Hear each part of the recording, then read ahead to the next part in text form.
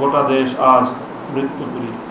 সরকার যেন কোমল প্রাণ কিশোর যুবা শিক্ষার্থীদের বিরুদ্ধে যুদ্ধে নেমেছে। শিক্ষার্থীদের ন্যায়সঙ্গত ও শান্তিপূর্ণ আন্দোলনকে সংঘাতময় পর্যায়ে আনার জন্য সরকারই দায়ী। সকল অপকর্মের দায় সরকার কোনোভাবেই আসে। এখন এক অচল অস্বস্তিকর পরিস্থিতি বিরাজ করছে।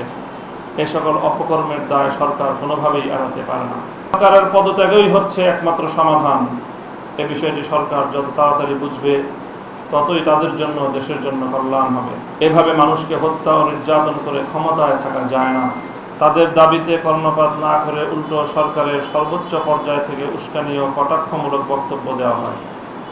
এমনকি সরকারের গুরুত্বপূর্ণ ব্যক্তিরা আন্দোলনকে দমন করতে ছাত্রলীগ, যুবলীগকে সাধারণ ছাত্র জনতার বিরুদ্ধে উস্কে দেয়।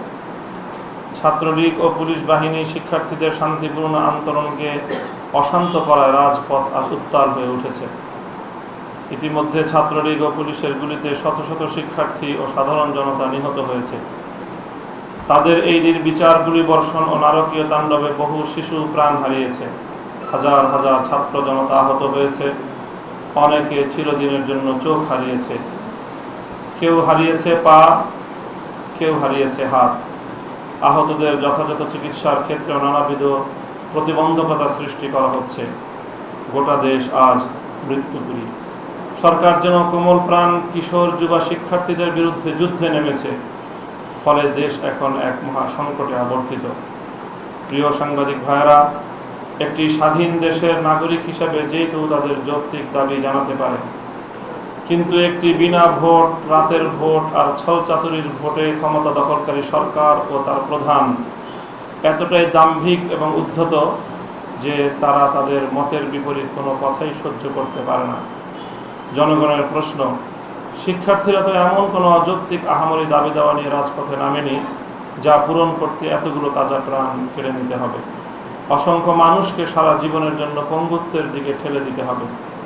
শিক্ষার্থীদের ন্যায়সঙ্গত ও শান্তিপূর্ণ আন্দোলনকে সংঘাতময় পর্যায়ে আনার জন্য সরকারই দায়ী। সরকার দলীয় ছাত্র সংগঠনের সশস্ত্র নেতাকর্মীদেরকে আন্দোলনকারীদের পেছনে লেলিয়ে দিয়ে সম্পূর্ণ অন্যায়ভাবে শক্তি প্রয়োগ করে, এমনকি নির্বিচারে গুলি চালিয়ে তাদেরকে দমন করতে চাওয়ার কারণেই গোটা দেশ আজ অগ্নিগর্ভ হয়ে উঠেছে। সরকারের দাম্ভিকতা ও একগুঁয়েমির ফলে আন্দোলন সারা দেশে ছড়িয়ে পড়েছে এবং প্রতিনিয়ত হতাহতের সংখ্যা বেড়েই চলেছে। দেশে এখন এক অচল অস্বস্তিকর পরিস্থিতি বিরাজ করছে। এ সকল অপকর্মের দায় সরকার কোনোভাবেই এড়াতে পারে না। সরকারকে জুলুম অত্যাচারের পথ বন্ধ করে জাতির কাছে ক্ষমা চেয়ে দ্রুত পদত্যাগ করতে হবে। ইতিহাস সাক্ষী, জেল, জুলুম, হত্যা ও নির্যাতন করে কোনো জাতিকে কোনোদিন দাবিয়ে রাখা যায়নি। প্রিয় সাংবাদিক ভাইয়েরা, ছাত্র সমাজের চলমান শান্তিপূর্ণ ও যৌক্তিক আন্দোলন ও ৯ দফা দাবির প্রতি আমরা সংহতি প্রকাশ করছি। ছাত্র সমাজের উপর যাতে আর একটি গুলিও চালানো না হয় সেই দাবিও করছি। একই সাথে আমরা এটাও স্পষ্ট করে বলতে চাই, আমরা কোনো প্রকার সহিংসতা সমর্থন করি না। অতএব আমরা শতভাগ নিরপেক্ষ আন্তর্জাতিকভাবে তদন্ত করে প্রকৃত দোষীদেরকে চিহ্নিত করে তাদেরকে শাস্তির আওতায় আনার দাবি করছি। পাশাপাশি তদন্তের আগে সরকারের পক্ষ থেকে রাজনৈতিক হীনস্বার্থে ঢালাওভাবে বিরোধী মতের লোকদের দায়ী করে বক্তব্য দেয়া সুষ্ঠু তদন্তে প্রতিবন্ধকতা তৈরি করবে বলে আমরা মনে করি।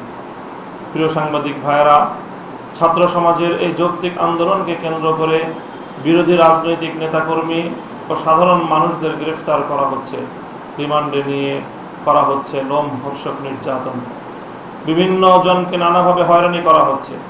সরকার দলীয় নেতাকর্মীগণ হামলা ও মামলার ভয় দেখিয়ে চাঁদাবাজি করছে। অনুমতি ব্যতীত ফোন, ব্যাগ সহ ব্যক্তিগত আসবাবপত্র চেক করে মানুষের ব্যক্তিগত জীবনে হস্তক্ষেপ করা হচ্ছে। কোনো সভ্য সমাজ ও রাষ্ট্রে এর কোনো নজির নেই। আমরা এর তীব্র নিন্দা জানাচ্ছি। বর্তমান সরকারের কাছে মানুষের জীবনের কোনো মূল্য নেই। একটি স্বাধীন দেশে অধিকার চাইতে গেলে লাশ ও রক্তাক্ত হতে হবে কেন?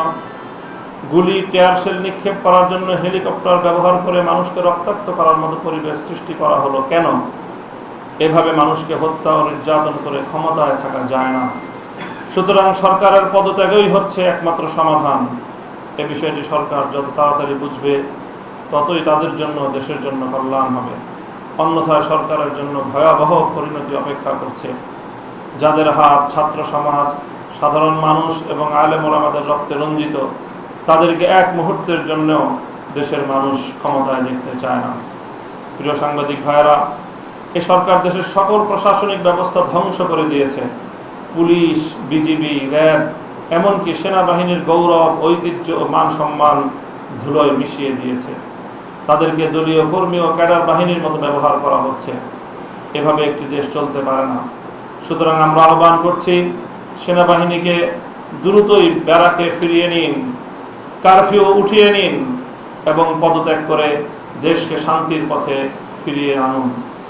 প্রিয় সাংবাদিক ভাইয়েরা, আজকের সংবাদ সম্মেলন থেকে আমরা জোর দাবি জানাচ্ছি, অবিলম্বে গ্রেপ্তারকৃত শিক্ষার্থী, রাজনৈতিক নেতাকর্মী ও সাধারণ মানুষকে মুক্তি দিতে হবে।